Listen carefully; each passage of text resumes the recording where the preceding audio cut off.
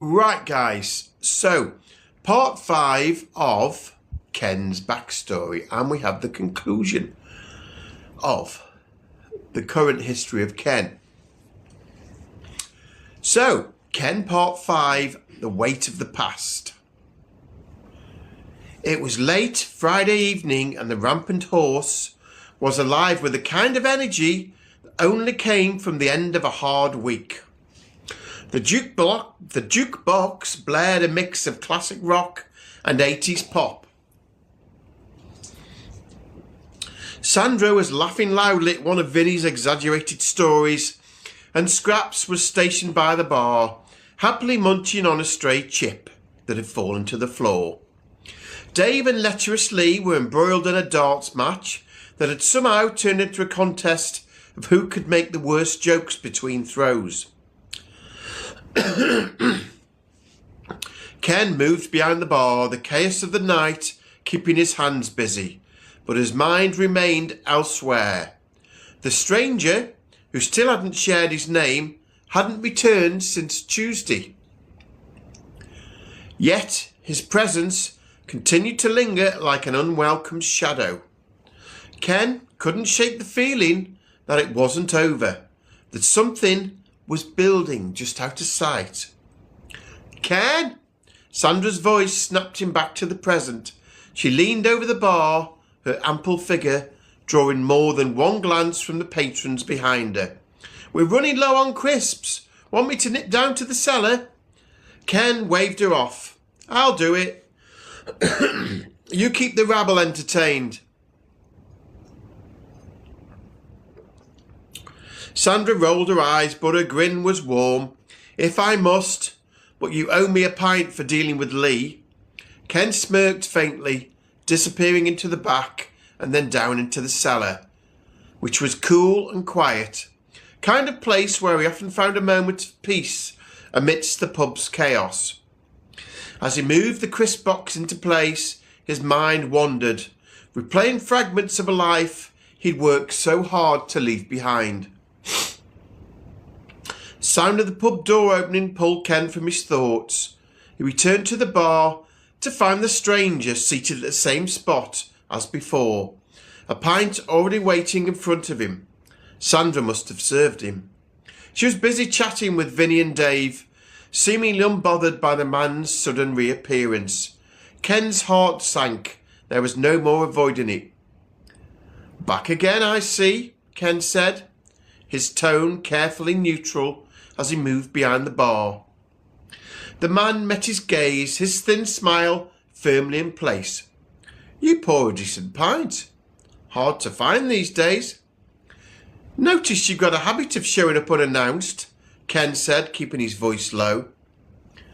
The man tilted his head as though studying Ken. Is that a problem? Ken leaned forward slightly, lowering his voice further. Depends. You've been watching me, and I don't like being watched. So why don't you tell me what you're really here for? The stranger's smile faded, replaced by something sharper, colder.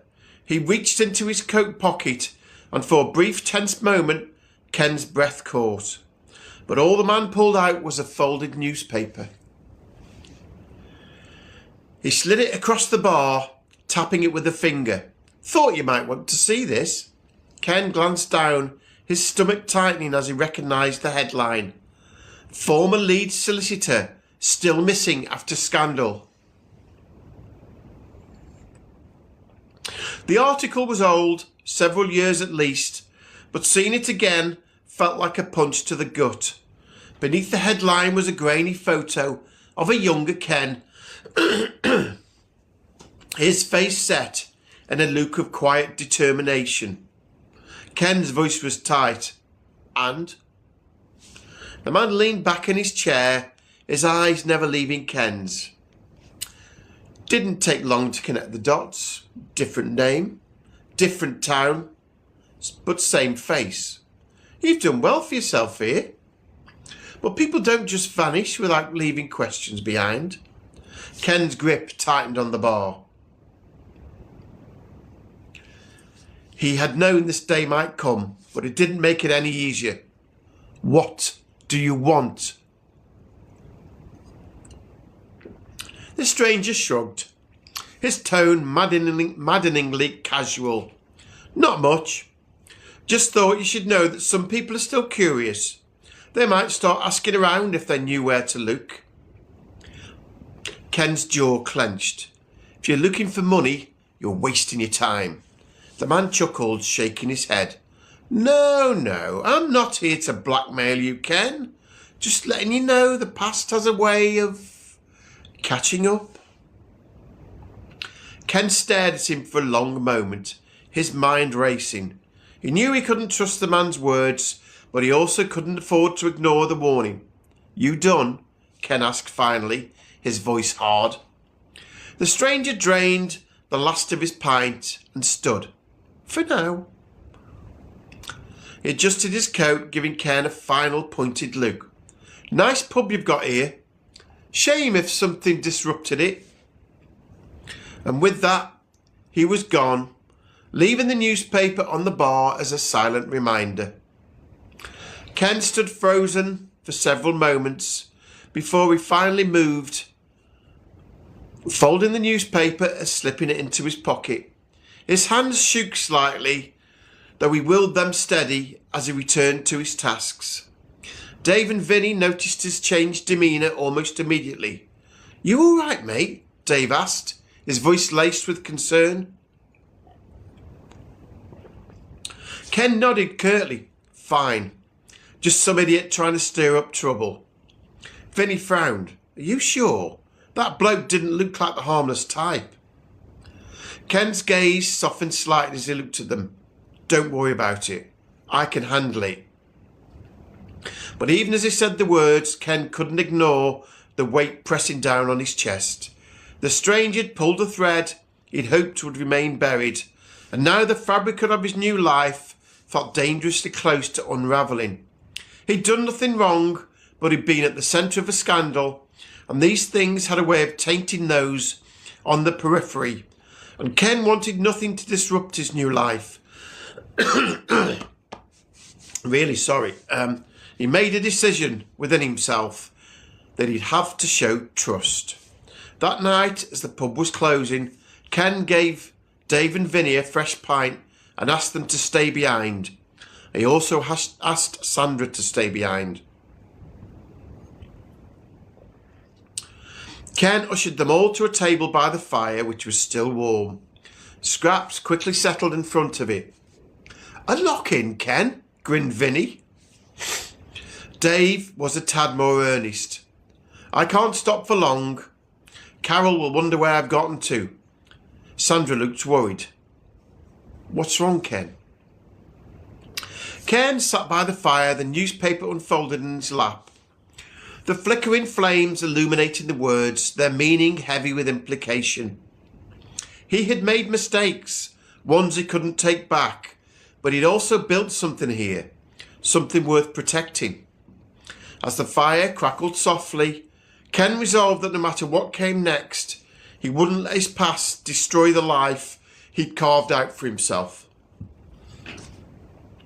Some battles couldn't be avoided, and if the stranger wanted a fight, Ken was ready to give him one. He showed the paper to his three friends. What's this got to do with us? Asked Vinny, sipping his pint. Sandra looked more reflective. This is you, isn't it? Dave nodded his agreement. Ken took a deep breath. Yes, it feels like a lifetime ago. I was a young solicitor. A senior partner was on the take, and he was very crafty with his records. A number of us were implicated. I stepped away from the legal profession, narrowly avoiding prison for a crime I didn't commit. I vowed to leave Leeds and that life forever. I was canny enough to build up a little pot of money, and I'd helped Arthur, the former landlord here, with a private legal matter recently, and he mentioned that he was selling his pub to retire, so I made him an offer and he accepted. So this bastard knows something of your past and he's attempting to blackmail you, said Vinny. Ken nodded. That's about the size of it. although he's building up to it slowly, intimidating me. Next it'll be 3 pints and then money. Dave looked at Vinny. Vinny looked at Dave. Sandra looked at them both. Scraps looked at no one because he was asleep. This will not do at all, said Dave. Not at all, agreed Vinny. Not in our pub, said Sandra. I can't ask you to solve my problems, argued Ken. Well, there's a certain way we handle things on the Longcroft Estate, Ken. You're one of us now, and we will not allow the harmony of our local to be disrupted by this fucking chancer, said Vinny grimly. Leave it with us, said Dave. With that, the boys left the pub. Ken watched them go without a word. Don't underestimate those lads. God, my voice, I'm really sorry. Don't underestimate those lads, said Sandra. It'll be all right, sweetheart. With that, she kissed him on the forehead and bid him good night. Ken had a nervous few days, but by the Friday the following week, the stranger still had not appeared. But then the pub door opened at 8 p.m. And there he was, the bad penny, his dark coat pulled tight around him. He sat at the bar and gave Ken a big smile. A pint of lager, please, barman. Oh, and I don't want to pay for this one, he said, grinning, as he sat down at the bar stool. Suddenly, Dave was sat to the left of him, and then Vinny was sat on his right. Put this on my tab, Ken. I'll buy this, said Dave. Vinny leaned in close to the man. Now, you're going to take a little trip to the gents with us. Shout, moan, or utter one word of complaint, and we'll take you out to the car park instead, where you'll be picking up your teeth. The man went pale and nodded. Sandra, said Dave, the toilets are being repaired. Don't let anyone through that door, please. Once in the gents, they faced the man. Vinny grabbed his shirt and shoved him against the wall. This estate is a community, and this pub is important to us, said Vinny.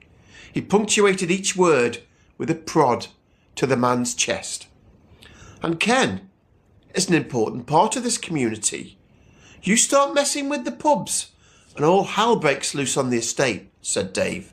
Listen, began the man. Vinny shook his head. No, you listen. If you fuck with Ken, you're fucking with us. We don't care about his past. We do care about grubby little blackmailers coming here and upsetting our friends for their own grubby little gain. Now I want you to leave and never return. Understand? The man just looked shocked. Vinny slapped him hard across the face. Understand? Yes, he stuttered. Now fuck off and don't ever come back, said Dave. Vinny shoved him towards the door and the man ran for it. Dave and Vinny left the bathroom just in time to see him going at full speed out of the pub exit. No one quite knew, apart from Sandra and Ken, what was going on, but they could see a wrong un. Dave and Vinny got a round of applause from the patrons of the pub. Sandra gave them both a kiss on the cheek. Later that night, as the pub was closing, Ken went up to the boys. I wanted to thank you, he started. Oh, said Vinny. He wants to thank us, does he? Well, there's a couple of ways you can thank us. Right, Dave? Indeed, Vinny. Name it, lads, name it. It's obvious, said Vinny. Keep your prices low and your beer fresh, you silly old bugger. You're one of us. We'd do it for anyone.